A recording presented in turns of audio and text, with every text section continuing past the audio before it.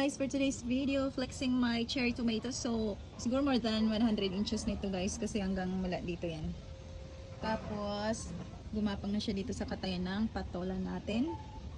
Ayan, mamimitas ulit tayo. And meron din tayo dito sa ating liliit na bucket. May buong na rin. Ito yung pinoprone ko. Yung pinutol ko doon sa pinakapuno and pinaugat ko.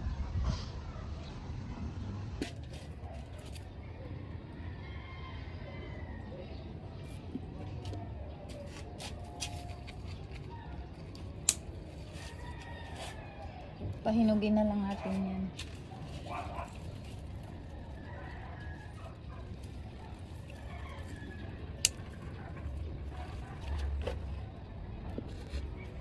Minsan, on mga nakaraan pa, padala-dalawang piraso lang yung hinog niya. So, meron tayong 5 cherry tomatoes ngayon. Pa tayong pipitasin sa susunod na mga araw.